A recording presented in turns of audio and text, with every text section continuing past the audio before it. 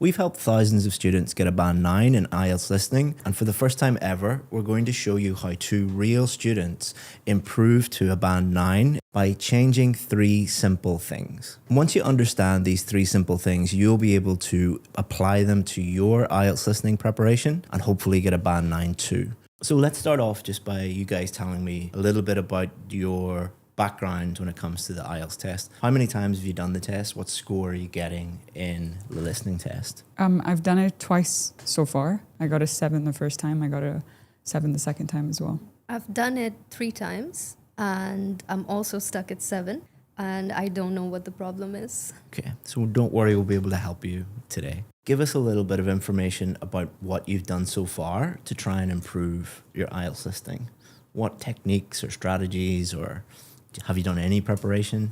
I've done a few practice tests, but if I'm being honest, I can't quite figure out what it is that I'm doing wrong, because I feel like I'm getting better, but I still got a 7, so I'm not able to quite figure out what's wrong. That's very, very common. Most students have no idea where they're going wrong, and that's one of the things that we'll be helping you with today. Do you feel similar? Is that similar approach that you've had? Yes, I actually tried some practice tests and I also did a lot of research and I watched videos where I could study this, but yet I am stuck on 7. So I don't know what the problem is. Now let's think about the few times that you've actually done the real test. Think about what happened in the real test. I know that you had no idea why you got a band 7, but try and think about your experience during that test. Did anything happen?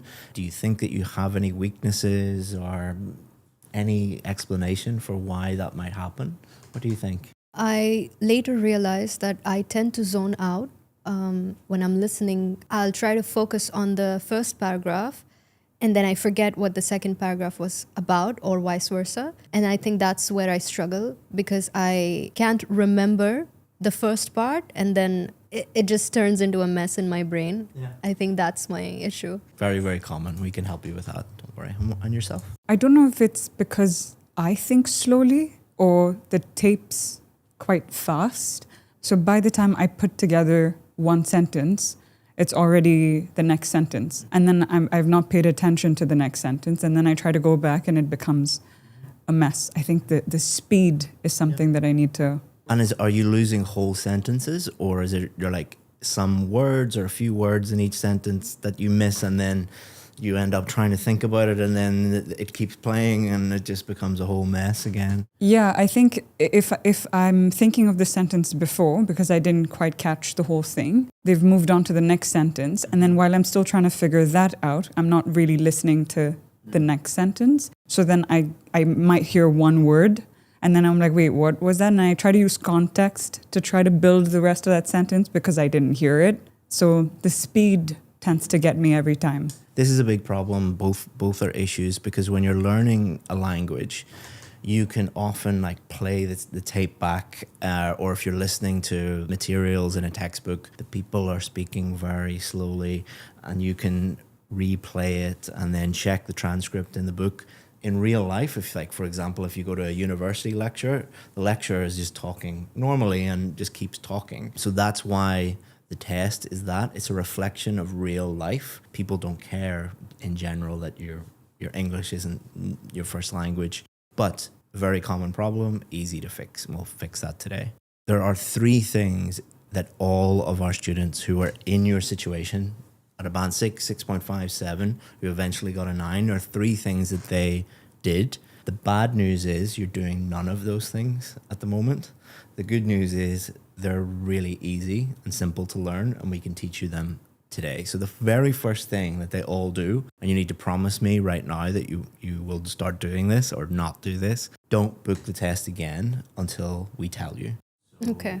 A strategy that a lot of students use is just keep doing the test, and they use hope as a strategy. Hope is not a strategy, all right? We're going to teach you a strategy that actually works and is a lot less expensive because the test is like $300 or something like this. Don't book the test. We will tell you when you are ready, and you will know you are 100% guaranteed to get the test by the end of today. So number 1, don't book the test. Easy. Promise? Okay. Noted. Promise.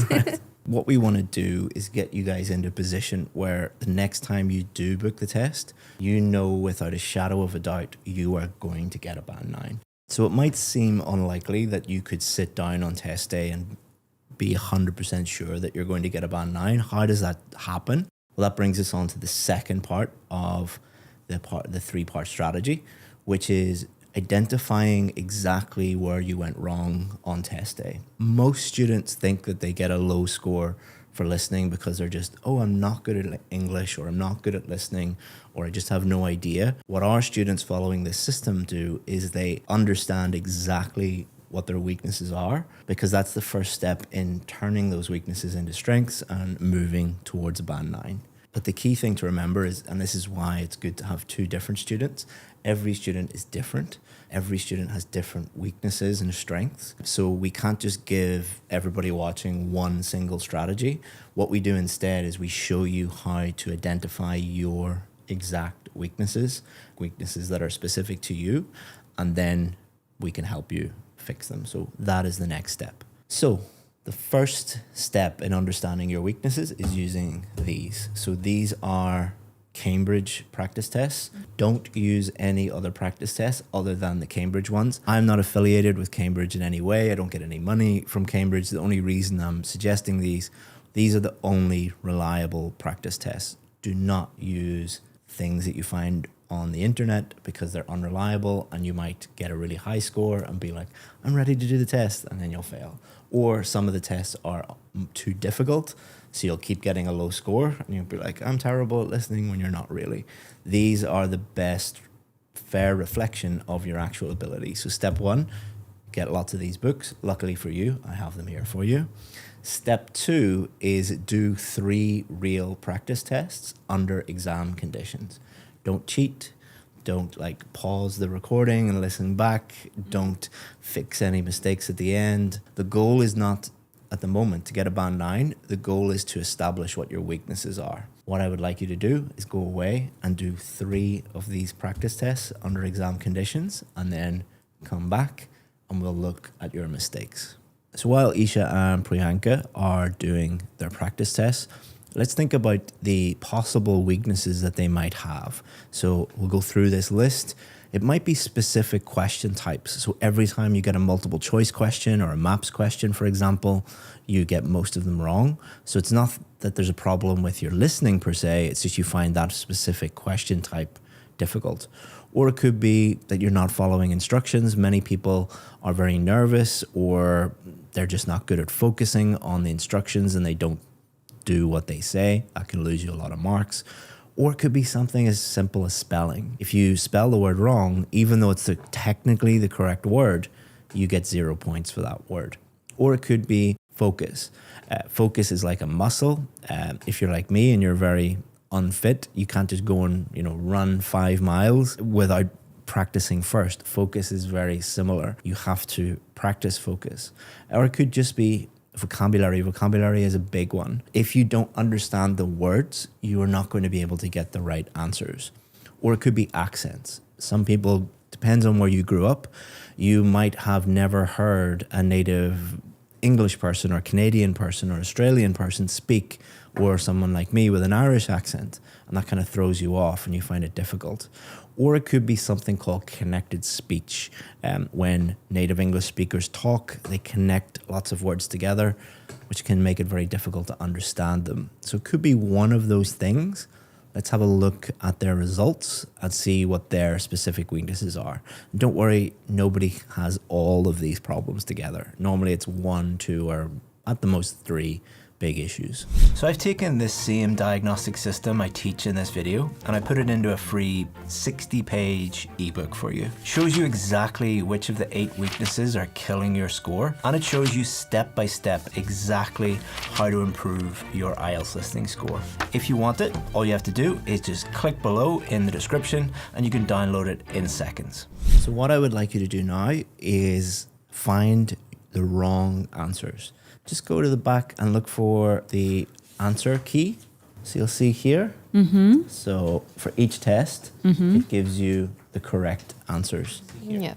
So I'd like you to get a pen and just circle all the answers that you got wrong. So next, what I would like you to do is analyze your mistakes. So I'd like you to look at the 3 tests that you did, focus in on the mistakes. First, I want you to look and think about, are most of your mistakes in certain areas of the test? So are they at the beginning or generally at the end, or are they scattered all around quite evenly? Have a look at the 3 tests and think about, are they in which parts of the test? I make the most mistakes in part 4. Okay. I also, part 2 and part 3 are also problematic, but part 4 the most. Okay. So generally towards the end. Yeah. Okay. Mine is usually the second half. So passage 2, 3, and 3, 4 are the reoccurring ones. Generally towards the end again. Yes. But you seem to have more in part 4, and you seem to have more in evenly spread amongst The part second 4 half. and 3, the second half. Great. Yes. Not great, but we now know that where we're going wrong, which is good. What I would also like you to do now is look at the specific types of question. Are there any specific types of question that when you do them, you get either all of them wrong or nearly all of them wrong? It doesn't matter which part of the test. Mostly multiple choice questions I get wrong. Okay. Yeah, all 3 times. So the good news is we know that multiple choice questions are an issue. That's not a huge problem because we can give you a strategy and we'll give you that, and that will fix that issue. But I'm more interested in why you are getting most of the questions in part 4 wrong. Is it because of the nature of part 4, which is like an academic lecture, or is it another issue? Like, how did you feel when you were doing part 4? Try and reflect and try and remember on what was happening in your brain. I feel like when I would hear the speech, there would be certain sections, large sections of a sentence that I wouldn't be able to comprehend. I would get fixated on trying to figure out what that was, and then I would move on to the next sentence, which would be the same thing again. A big portion of that sentence would be, well, I'd be lost. I wouldn't be able to catch on to it. And that would keep happening. So, I get overwhelmed by the quantity of it. Overwhelmed is a good description of it. So it could be vocabulary, could be that you're just not understanding some of the words, because part 4 is the most difficult part, and it's generally where a lot of academic words are in there. But it sounds as if you're not just getting lost because you're like, oh, what does that word mean? It sounds that you're missing whole chunks of sentences. Yes. That is normally when, so for example, if I said, do you want to go for a coffee? Do you want to go for a coffee? It sounds like, do you want to go? It sounds like one big word. One big, do you want to go? Yeah. That is called connected speech. That is an issue for many, many learners. We can easily fix that. We're going to show you how to fix it in a second. But the good news is we've identified your 2, possibly 3, vocabulary might be an issue. We're also going to help you with that. But I think if we get you a strategy for multiple choice and show you how to fix connected speech, and the technique that we're going to show you today also helps with vocabulary, I think you'll be in a much, much better position. So that's good. I hope so. Looking at your mistakes, were there any particular types of question, or thinking back to the real tests that you did, were there any questions that when you see them, you just get totally lost? I usually get the maps side of the question wrong. Are you good with maps and directions in general? No, I'm actually terrible at maps in real life. So Okay. I think that's why. So that's good. It's good when we know that. A lot of people are like that. They just are not good. Like my wife, for example, would get lost in her own home. You know, she's just not good at knowing where to go. Some people are like that, but you can overcome that. We're going to show you how to overcome that. So there's easy ways that we can help you with maps. You'll be traveling all around the world with maps after we show you. So yours are also more towards the end, but they're more scattered. It's not like just part 4 with Priyanka. Yours are some in part 4, some in part 3. A way that you can do this, if you're still not sure, is to look at the actual transcript So see here, these are transcripts. So when you're listening to a sentence, there might be one or two words, probably key words to get the correct answer that you don't understand. So if you don't understand those words, you don't know the meaning of those words, you've never heard them before, then you won't be able to get the correct answer. Often students are unaware of this because they're under pressure and the test is quite quick. You know, you don't have time to really reflect. But one way you can identify that issue is to look at the actual transcripts, which is written out exactly what the person said in the recording. If there are lots of words you don't understand, we know that vocabulary is your issue. Okay. So what I want you to do is just look at the sections where you had wrong answers and are there any words there? So they were talking about memory.